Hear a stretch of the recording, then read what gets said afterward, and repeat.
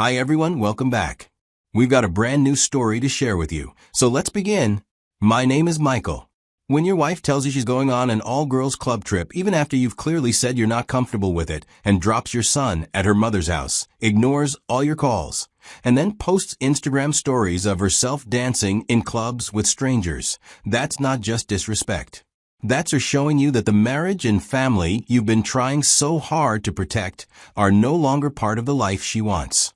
If you enjoy stories like this, take a moment to tap the like button and leave a comment on where you're watching from. Let's know ourselves. Now back to the story. Jasmine and I met years earlier, back when life felt simple. I worked as a quality control specialist at a beverage manufacturing plant, inspecting products and ensuring they were safe before they left the plant. Jasmine worked as a speech therapy assistant at an elementary school, helping young kids learn to speak clearly and build confidence. We met through mutual friends at a weekend hangout and clicked almost immediately because we shared the same values. Within a few months, we were dating seriously. Everything felt natural. After a year and a half, we moved in together. A month later, she found out she was pregnant, and that's when I proposed. Our families were excited, and we had a traditional wedding surrounded by everyone we loved. Our son was born a few months after the wedding, a healthy, bright-eyed baby who completely changed our world. Jasmine took maternity leave and later went back to working part-time at the school, while I continued working full-time to keep us financially stable. Those early years of parenthood were tough, but we handled them together. We took turns waking up at night. We figured out routines, responsibilities, and everything in between. It felt like we were doing things right, balancing being parents while still being partners. I've always been a routine-focused person. I like stability. I like knowing what to expect for my day. I wanted our home to be calm and structured, so our son could grow up in a safe and steady environment. I worked hard to make sure our family had everything we needed. Around the 5th or 6th year of our marriage, I started noticing fundamental changes in Jasmine. At first, they were small, little things I didn't pay much attention to. But as time passed, those changes became harder and harder to ignore. She began going out with her friends much more often. Whenever I asked, she would say she needed a break from being a mom and handling the house. She'd tell me she deserved to have fun and keep her social life alive. Her clothes also changed when she went out. She started wearing short dresses, tight skirts, and low-cut tops, the kind of outfits that clearly grabbed attention. Jasmine's view about life gradually revolved around fun, freedom, and wanting to live her life. She said she felt trapped by responsibilities at home. She'd tell me she was still young, that she didn't want to feel old or boring, and that she wanted to enjoy her looks and social life while she still could. Her social media blew up, too. She posted on Instagram almost every day. Meanwhile, she barely posted anything about our home or our family anymore.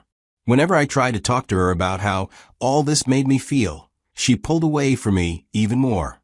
She stopped being physically affectionate. The small touches, hugs, and kisses we used to share became rare. Sometimes she even seemed annoyed just by me being near her. We also argued more than ever. What used to be minor disagreements suddenly turned into huge fights. She became defensive and quick to get angry. Instead of working together to solve problems, she treated every conversation like a battle. I didn't hide how uncomfortable I was. I told her I didn't like how often she went out, how revealing her clothes were, or how much she posted online. I told her it felt like she cared more about partying than about me or our child. But she pushed back every time. She said I was too traditional and too controlling. She accused me of trying to trap her at home and stop her from having fun. No matter how gently I explained my feelings, she acted like I was trying to take her freedom away. Honestly, it felt like I was losing the woman I married. This new Jasmine seemed to hate everything about being a wife and mother.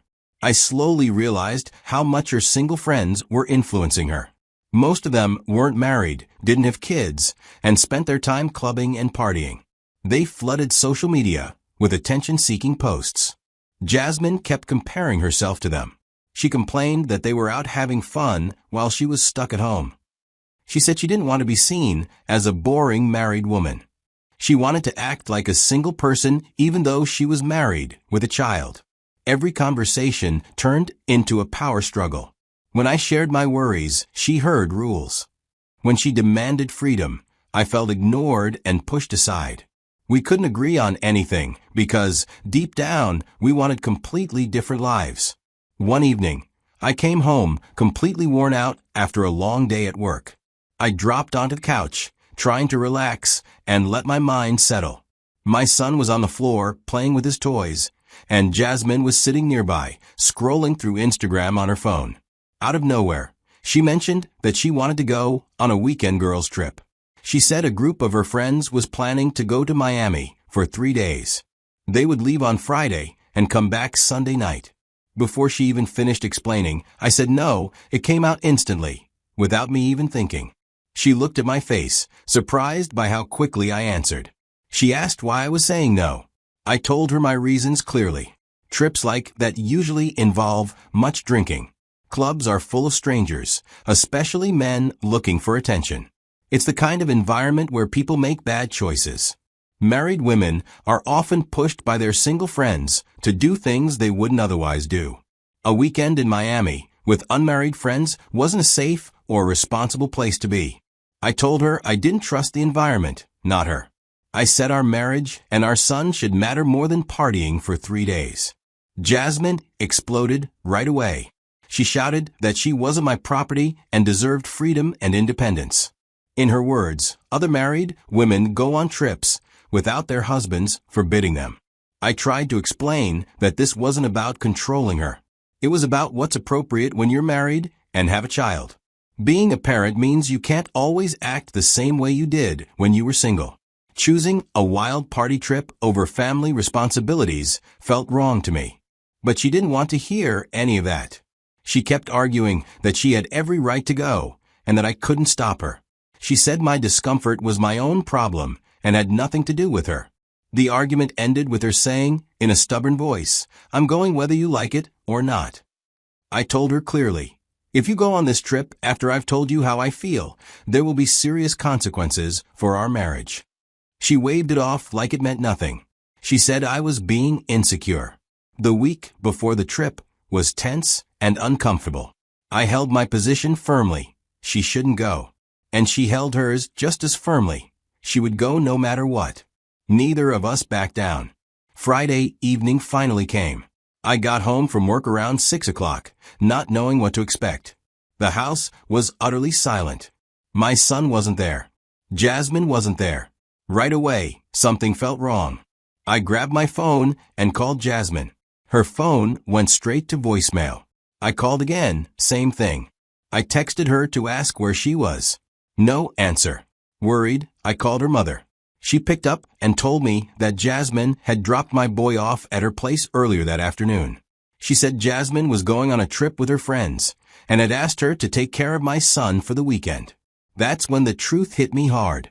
Jasmine had really gone on the Miami trip, even though I clearly told her I didn't want her to go. She left our son with her mom without telling me. She turned off her phone, or maybe even blocked me. She chose partying over her own family. I felt a painful mix of anger and heartbreak. Later that night, when I opened my Instagram, Jasmine had already posted stories of herself and her friends. She couldn't answer one call from her husband, but she had enough time and internet to post her whole party weekend for everyone to see.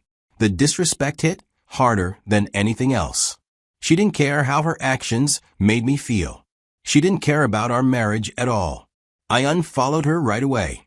I didn't want to torture myself by watching her celebrate, ignoring me and our son.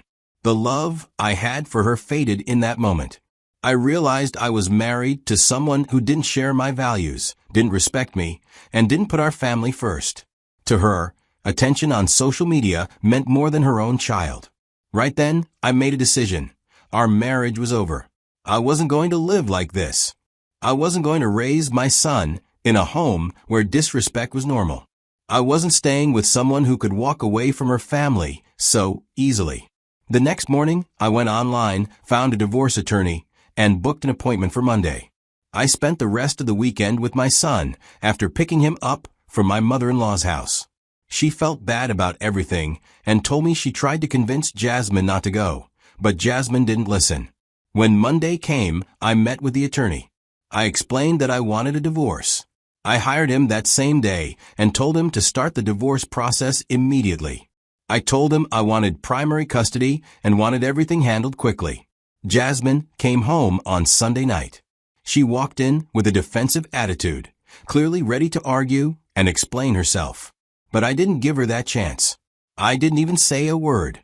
I just looked at her for a moment and went back to what I was doing.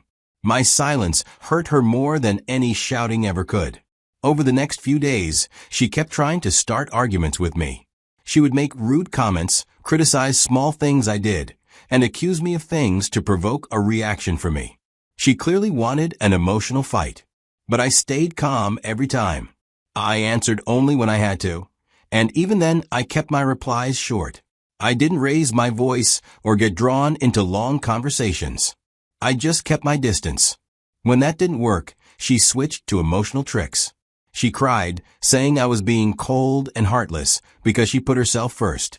Instead of warming up to her antics, I observed her.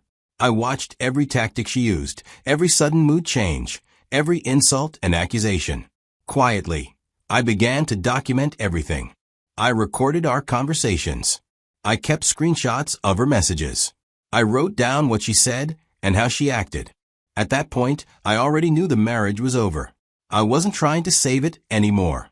I was gathering proof for the divorce and custody case because I knew things would get ugly. Until the paperwork was ready, I just acted like everything was normal so she wouldn't suspect anything. Exactly 1 week after she came back home, on Sunday, a process server delivered the divorce papers to her while I was at work. When I came home that evening, she was furious. She started yelling at me before I even closed the front door. The divorce papers were spread across the kitchen table. She screamed that I was insecure, controlling, and paranoid. She said I was breaking up our family for no reason and that I was the real problem. She accused me of never trusting her and said filing for divorce proved that I was extreme and unreasonable. I didn't react at all. I walked past her shouting, changed out of my work clothes, and started making dinner for myself. I acted like her screaming wasn't happening, which only made her angrier. She exploded even more, insults, blame, anything she could think of to push me into a fight. She wanted me to raise my voice so she could pretend she was the victim. But I stayed calm. All the while, I was secretly recording her behavior. I knew all of this would matter in court. The divorce and custody case lasted about 9 months. My lawyer filed everything we needed. We built a strong case for the primary custody of our son. We used the recordings of her unstable outbursts and verbal abuse. We showed the judge her pattern of emotional ups and downs, proving she wasn't a reliable caregiver. We presented the fact that she left our son behind to go on a party trip. We showed her social media posts from Miami, clubs, drinking, and other behavior that showed no sense of responsibility. We argued that she didn't put our son first, that she cared more about nightlife and attention than being a stable, dependable mother. Her lawyer tried to make her look better, saying she was a young mom who needed breaks sometimes. They wanted to say I was controlling and that I had pushed her away. They told the court that one trip shouldn't define her. But the evidence was too strong. The judge saw everything clearly. The ruling came out strongly in my favor. I was granted primary physical custody. Jasmine got limited visitation, every other weekend plus 1 weeknight visit. The judge ordered her to move out of our home. I kept the house and full custody rights. Jasmine was devastated by the decision. She had expected something totally different, maybe even full custody. She never thought her behavior would actually cost her daily access to our son. But the court saw the same things I did. Someone who could not provide the calm, steady environment our son needed. The divorce became finalized around 11 months after I filed. All documents were signed, the marriage ended, custody was set, and finances were settled. Even after it was over, Jasmine stayed angry. She blamed me for everything. She complained to anyone who would listen about how unfair the court was and how I had ruined our family. She never once admitted her part in what happened. I stopped caring about her complaints completely. My only focus was on my son and giving him a peaceful, stable life. When everything was finally done, I didn't feel heartbroken. I felt relief. I knew I had made the right choice. I was finally free from a marriage that had been broken for a long time, and I could give my son the life he deserved. Looking back now, I understand things much better than I did back then. I learned that when someone refuses to agree on significant issues, it usually means the relationship is not right. When Jasmine insisted on going for that girl's trip, even after I told her honestly that I was uncomfortable, it wasn't just about one weekend. It showed that our values were different. It showed that what mattered to me didn't matter to her. And the fact that she ignored how strongly I felt, that was a sign our marriage was already falling apart. I learned that social media shows the truth that people try to hide. When I saw Jasmine's Instagram stories doing precisely what I was worried about, it proved that my concerns were real, not exaggerated. Her behavior online showed that her priorities were precisely what I feared: partying, attention, and looking fun, instead of acting like someone who was married with a child. She couldn't even behave responsibly for one weekend. I learned that leaving your child behind just to party shows that someone shouldn't have primary custody.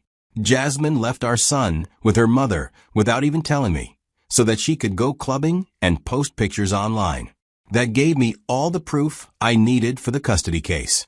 Courts take it seriously when a parent chooses partying over their child, no matter the excuse.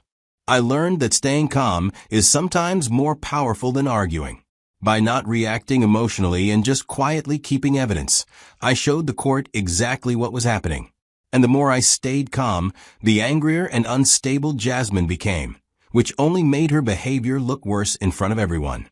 But most importantly, I learned that some actions cross a line you can never uncross. The way Jasmine disrespected our marriage, ignored my feelings, and chose partying over our family. Those were things I couldn't forgive. The truth is, our marriage ended the moment she chose that trip instead of her husband and her child. After that, there was nothing left to fix. Some people say I overreacted. They think one girl's trip wasn't a good enough reason to end an 8-year marriage. They say I was being controlling and that I should have just let Jasmine enjoy one weekend with her friends. But those people don't know the whole story. They didn't see how her behavior had changed months before the trip. They didn't notice how she kept pushing back against simple things we had always agreed on. They don't understand that her attitude about this trip showed a deeper problem between us. And they definitely don't know what she actually did during that trip. Things that proved every worry I had was real. Now, I'm at peace with my decision. I know I made the right choice for myself and for our son. I know he's safer and will be happier living in a stable home with a parent who puts him first. And I know I'm better off without someone who didn't respect me or share my values. These days, my life is different, but in a good way.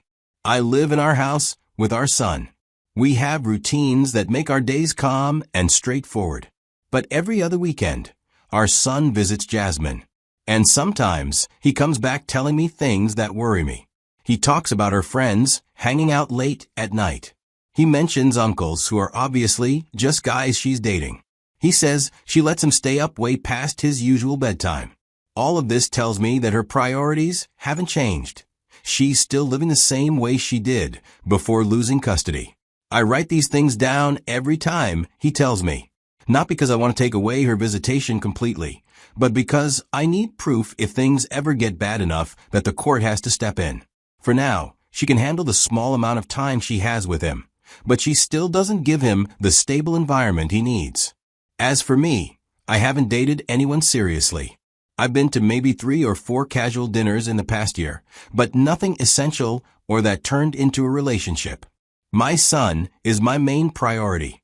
When I'm finally ready for a new relationship, I want someone who values family and stability. Someone who wants a quiet, steady life with genuine love and partnership. Not someone who needs constant excitement, parties, or attention from social media. I deserved a partner who shared my values and respected me. Jasmine wasn't that person, and she didn't even try to be. So I left. And now, I've built a better life focused on what truly matters. Thank you for watching. If you've made it this far, I appreciate you taking the time to hear this story. Now I want to hear from you. What would you have done in my situation? Drop your thoughts in the comments, share your perspective, and let's talk about it. Don't forget to like, share, and subscribe for more stories like this. See you at the next one.